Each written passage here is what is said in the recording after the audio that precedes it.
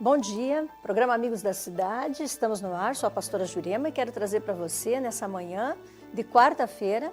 Acredito que será uma manhã com sol muito bonito, um dia muito bonito, mas também bem geladinho, então estejamos todos preparados.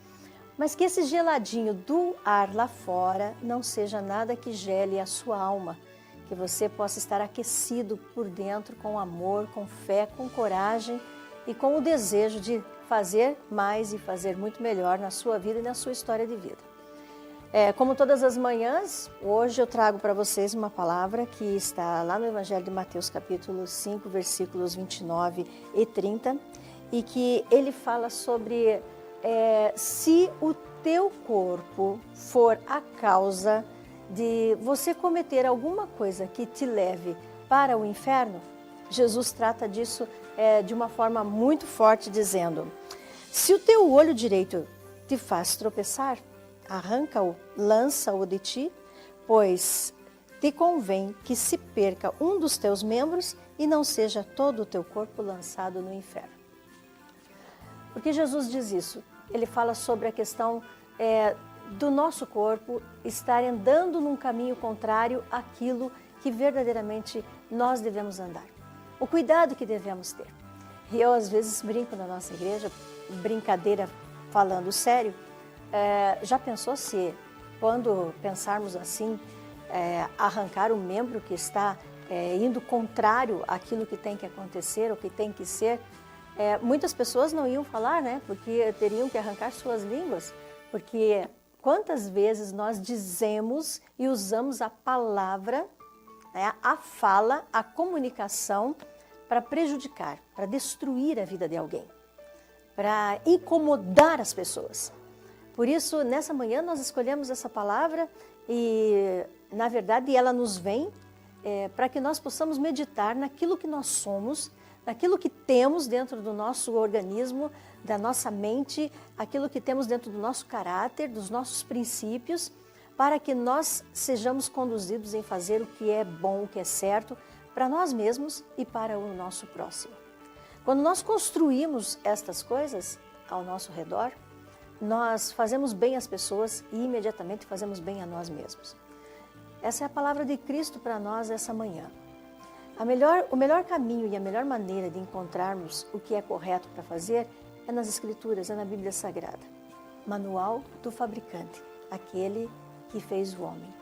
Se você entender a palavra de Deus, se você buscá-la de todo o seu coração, você vai encontrar. Que nessa manhã de quarta-feira, nesse dia, você possa estar buscando a palavra de Deus, o conhecimento de Deus, e que você encontre esse conhecimento e essa palavra. Este é o programa Amigos da Cidade, e nós estamos com você e queremos que você possa receber desse programa tudo o que ele tem de melhor para te entregar nesta quarta-feira. Fique conosco e você vai conhecer e vai participar junto conosco de um convidado muito especial que vai nos trazer grandes orientações. O programa Amigos da Cidade está no ar com a pastora Juliana. Programa Amigos da Cidade, eu quero apresentar para vocês nessa manhã uma pessoa que já esteve conosco e sempre que precisamos ele volta. E hoje nós temos assim um assunto que diz respeito a todos nós e que nós precisamos estar informados e precisamos informar para que não entremos em nenhuma situação constrangedora ou qualquer coisa que venha prejudicar as pessoas até que estão próximas a nós por situações que nós podemos administrar e administrar bem. Eu trago aqui comigo o advogado, ele é criminalista e mestre em Direito Penal pela Universidade de Maringá. Ele também é coordenador do curso de Direito aqui da Faculdade Integral de Campo Mourão e ele é o Dr. Robervani Prado. Bom dia, Dr. Robervani. Bom dia, pastora Jurema, e bom dia a todos os telespectadores do programa Amigos da Cidade. É uma satisfação poder estar aqui mais uma vez e, na medida do possível, trazer alguma informação que possa ajudar o telespectador a se orientar, enfim, a se conduzir na sua vida. Muito bem. Doutor, nós estamos vivendo um tempo atípico, diferente, né? Temos conhecido assim que algumas coisas vão mudando rapidamente e que nós precisamos nos adequar e precisamos compreender o caminho que está assim à nossa frente para não agirmos de forma ilegal, imoral, constrangedora e também não sermos atingidos de forma ilegal, imoral e constrangedora. para que os direitos de todo ser humano sejam preservados. Então, nós gostaríamos de falar hoje sobre união estável e sobre casamento. Qual é a diferença da união estável e de um casamento? Bom, esse assunto hoje ele é bastante discutido, né, pastora? E principalmente por conta de que nós tivemos não só discussão na comunidade, mas também no Supremo Tribunal Federal, um julgamento a respeito da possibilidade ou não da união estável entre pessoas do mesmo sexo. Então, o casamento, como previsto na Constituição de 88, é uma entidade, é uma instituição familiar onde duas pessoas de sexo oposto se unem com o propósito de criar uma família. E, com o passar do tempo, nós vimos agora a possibilidade da união estável entre pessoas do mesmo sexo. A união estável não é exatamente a mesma coisa que o casamento. Até mesmo porque quem está nos assistindo sabe que as raízes do casamento não são exatamente as mesmas que nós vemos nos dias de hoje. Então, o casamento, ele sempre foi protegido, sempre, no Brasil e, claro, na maior parte dos países do mundo, e a união estável é uma novidade. Ela é justamente o que a senhora disse a respeito de algumas mudanças que vão acontecendo com o passar do tempo e que estão acontecendo também no nosso país. Então, a união estável, ela tem alguns efeitos que são diferentes no que se refere a patrimônio, no que se refere à filiação, mas ela não acontece da mesma forma que o casamento. Inclusive, recentemente, saiu uma resolução do Conselho Nacional de Justiça, que é o órgão corregedor e que dá o norte para todas as atividades do Poder Judiciário no Brasil, estabelecendo regras para que se fizesse o casamento homossexual, entre homossexuais. E, na realidade, no nosso entendimento, essa resolução, essa normativa do Conselho Nacional, ela extrapolou a decisão do Supremo Tribunal Federal, que falava somente união estável, né? Enfim, essa é uma questão que não vai se resolver agora, já tem impugnações, já tem reclamações. Quanto a isso, nós não sabemos como vai ficar, mas, de fato, o casamento ele tem algumas diferenças e, claro, a diferença principal, né, é a união estável entre pessoas do mesmo sexo, não é exatamente o casamento como nós conhecemos. Então, hoje nós temos legalmente a união estável. Exatamente. Existe essa possibilidade a partir dessa decisão do Supremo Tribunal Federal, né? Com essa normativa do Conselho Nacional de Justiça, já ocorreram casamentos com base nela. Mas está sendo discutido, inclusive, acredito que o Supremo Tribunal Federal vai ter que se manifestar outra vez sobre isso. Entendo.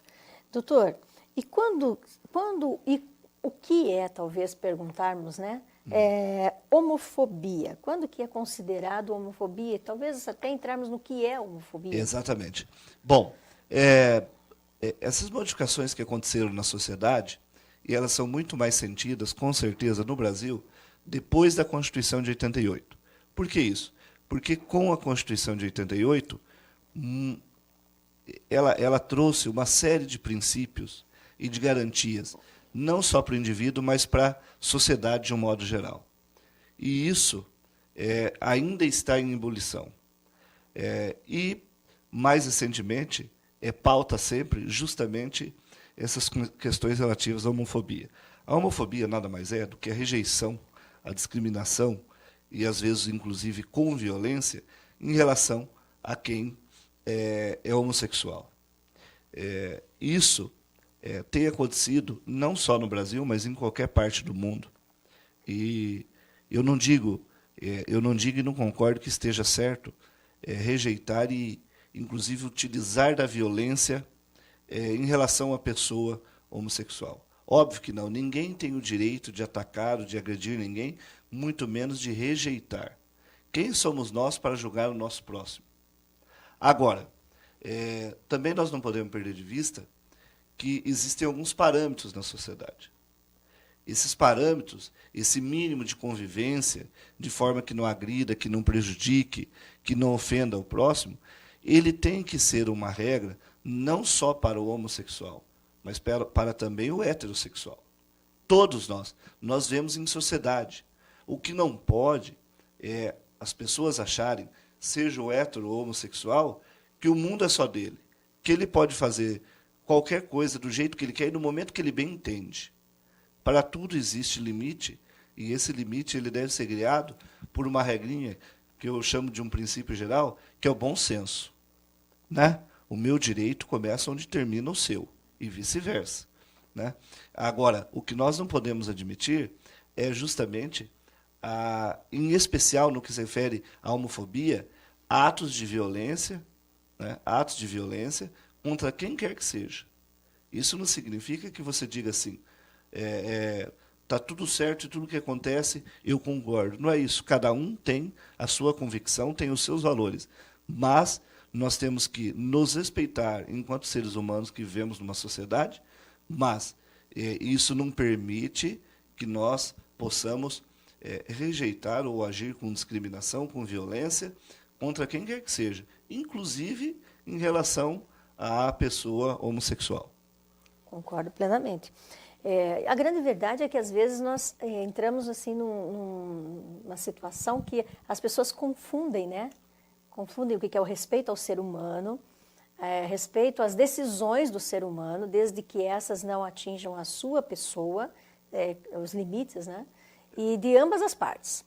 Sem sombra de dúvida. E aí é o que eu digo, nem o hétero, nem o homossexual tem o direito de, dentro da sua predileção, de fazer o que bem entende, na hora que quer e do jeito que quer.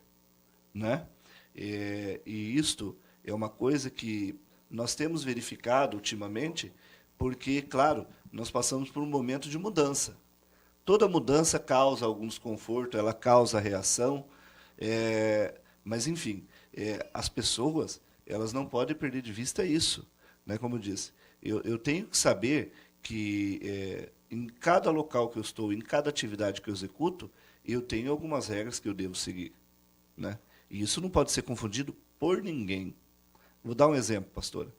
E isso não vale só para quem é homossexual, enfim, vale para todo mundo. Nós vivemos atualmente uma crise de valor. As pessoas, hoje em dia, claro, até por conta dessas inovações e dessas transformações sociais profundas pelas quais nós passamos a partir do final da década de 80, tem confundido muito o que é um valor. E o grande exemplo que eu trago é que, infelizmente, os professores, já foi relatado aqui em muitas matérias, casos de alunos em qualquer nível de ensino, desde o fundamental até o ensino superior, que ofendem, que agridem professor, que ameaçam o professor. Nós sabemos que, numa época não muito distante, o professor era e deve ser a autoridade. É o professor que forma, que educa o aluno, que o leva para a vida, para o mercado de trabalho, que entrega para a sociedade, junto com a família, é claro. Então, os casos de desrespeito, de ofensa, né, de agressão a professores, têm sido constantes. Né? Então, isso mostra muito bem como, em certo momento, nós estamos perdendo os parâmetros. E eu chamo isso de crise de valor. Quer dizer, hoje em dia, as pessoas, muitos tendem a falar que tem muito direito, mas se esquecem do dever. Então, antes de você olhar para o cisco do olho do outro, olhe para o seu. Né? E isso, infelizmente, tem sido comum. Né? Tem sido comum. E também no ensino superior. Né? Também no ensino superior, e nós temos visto isso. Né? Então, nós passamos por essa crise de valor. Então, noções, ou exata compreensão do que é respeito, do que é solidariedade ao próximo, elas estão, de certa forma, se deteriorando. Infelizmente. Nós vimos, por um tempo, eu acompanhei assim, rapidamente na TV uma reportagem esses dias de um assunto de uma pessoa que já dentro da mídia, da televisão, né, a nível nacional, ela estava numa panificadora E daí, nessa panificadora, ela e a sua namorada estavam as duas sentadas a uma mesa, de certo, pediram um cafezinho, alguma coisa assim, né? E houve uma situação, talvez de um beijo, um abraço, eu não sei bem o que foi, eu não acompanhei toda, né? Mas que isso repercutiu de uma forma muito intensa, porque alguém da panificadora, o dono, o gerente, o funcionário, não sei, veio e pediu que elas ali não estivessem se beijando, porque era um ambiente familiar, e então eles estavam pedindo para que ali não tivesse aquela situação. E elas foram, né, ficaram ofendidas, uma delas saiu chorando, foi para a delegacia, enfim. Eu pergunto, se eu tenho um estabelecimento e eu não acho, por exemplo, agradável que eu chegue... Hoje eu não tenho filhos pequenos, mas eu tenho neto. Né? Eu não acho agradável que eu chegue num ambiente, pleno dia, um local público, e eu chegue com o meu neto e, de repente, eu tenha que dizer, puxa vida, que cena. Não só de uma mulher com uma mulher, um homem com um homem, mas até mesmo de um casal. Eu acho que eu não vejo dessa forma, uma mulher, um homem, mas é um casal também que esteja ali se beijando em pleno dia. E como que se enquadra tudo isso?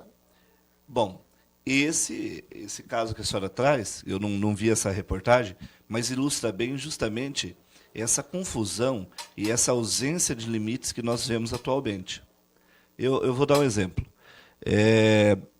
Se nós estamos na praia de Copacabana, é absolutamente adequado um traje de biquíni. Certo.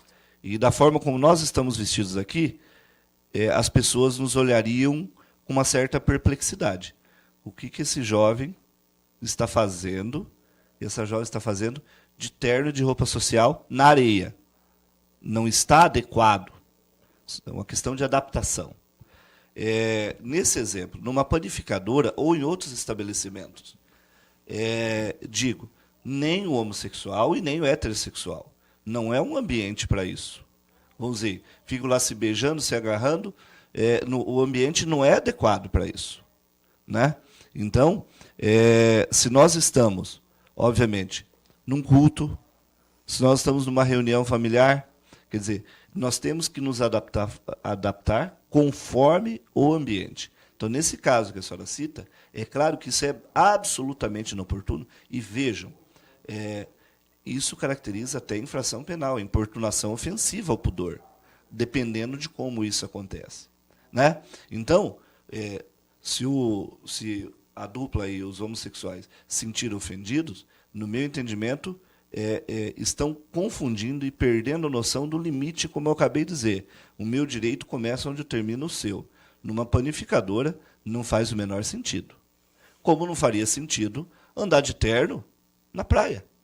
Né? Como não faria sentido entrar na panificadora ou numa loja, no ambiente comercial, no dia a dia, a pessoa entrar na loja de biquíni. Traje de banho. Uhum. Traje de banho. Então, nós temos que saber nos portar conforme o ambiente. Por isso que eu digo que essa regra do bom senso, ela é fundamental. Então, nós temos que saber e ter noção desses limites. Né? Então, por um lado, a pessoa tem o jeito de ser diferente, ela tem a opção sexual dela. Agora, ela tem que saber como exercer isso, onde, de que forma. E não só ela, volto a insistir, também o heterossexual. Porque no caso aí da panificadora, qual o sentido? De as pessoas, ou as crianças ali lá comprando pão, leite, de manhã, ou qualquer... Né? Um casal se beijando, se agarrando no meio da panificadora. Não faz sentido nenhum. É constrangedor tanto quanto, né? Tanto quanto. Os dois são constrangedores. Os dois. Então, hoje o que nós temos muito é isso. E as pessoas não terem noção do que elas podem ou do que elas não podem, e como podem e onde podem. E aí eu sempre digo, principalmente quando nós damos aula de direito penal, nós temos direito, um direito constitucional, direito à intimidade. Nós temos o direito à intimidade. Mas o direito à intimidade, em regra, nós exercemos dentro da nossa casa. O momento do convívio com a família, da brincadeira, ou da intimidade do casal, do contato com os filhos e tudo mais, nós exercemos no nosso ambiente. Quando nós estamos em outro ambiente, nós temos que ter um mínimo de respeito a essas regras de convivência. E isso vale para o homossexual e para o heterossexual. Então, na minha opinião, esse tipo de postura é inadmissível. Não tem porquê. A pessoa tem o direito de ser diferente. Aliás, eu disse esses dias, num programa de rádio, que eu entendia pessoalmente que o nosso Estado é laico, né? Que a pessoa, né, até a partir da Constituição, se ela quer ser diferente, ela tem o direito de ser diferente. E ela não pode ser discriminada. E o repórter perguntou, mas a igreja não discrimina não fazer o casamento gay? Eu disse, não. Uma coisa não tem nada a ver com a outra. Religião, convicção religiosa. Se a igreja não admite, tem todo o direito de não admiti-la.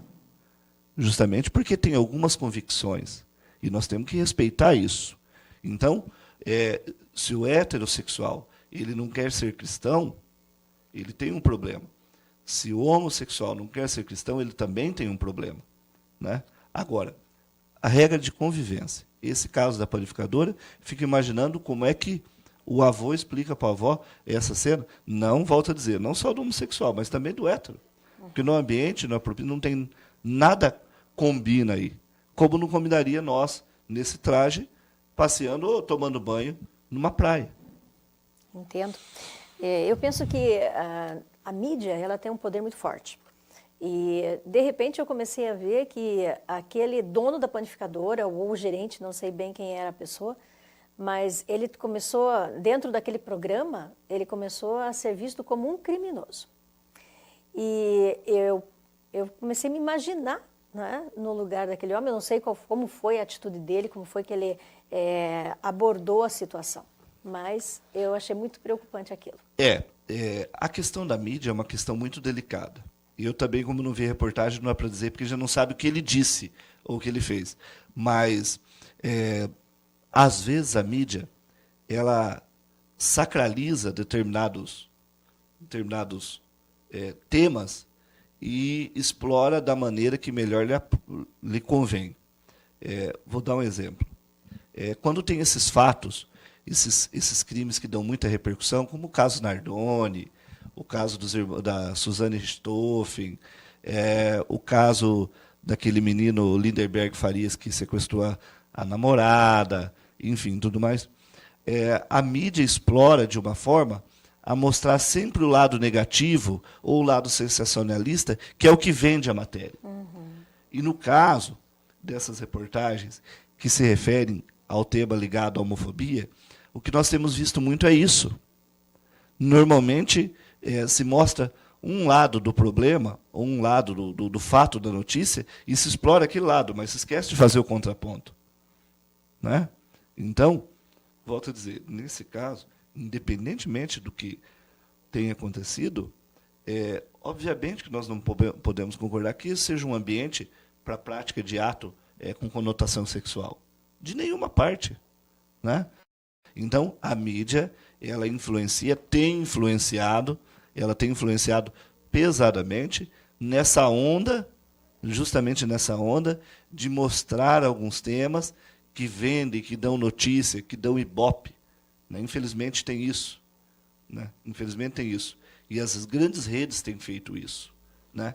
Algumas, de forma velada, têm feito, inclusive, apologia de determinados temas que se colocam como se fossem temas que são pacíficos, que todo mundo concorda, que todo mundo aceita, quando, na verdade, não é bem assim. Existem os dois lados, né? E, nesse caso específico, o que eu percebo é que, muitas vezes, tem sido mostrado um só. Um só. E batido muito nele. Nosso tempo, infelizmente, já está assim no final. Viu como passa rápido, doutor? Muito rápido. Mas eu quero agradecer, muito obrigado pela sua presença, né? Pela sua disponibilidade. É muito importante tê-lo aqui e abrir o nosso entendimento para tantas coisas que vão acontecendo. Nós vamos precisar que o senhor volte. Não tem problema. Pastor Jurema, quero parabenizar a senhora pelo programa, por trazer essas informações, como eu disse, que às vezes a pessoa não para pensar, ou como eu disse, que a mídia às vezes coloca só alguns aspectos. Isso é muito importante. Reflete bem o nome dele, né? Amigos da Cidade, e desejar um bom dia a todos os telespectadores, e tendo oportunidade nós estaremos aqui com certeza. Obrigada, doutor. Obrigada, professor.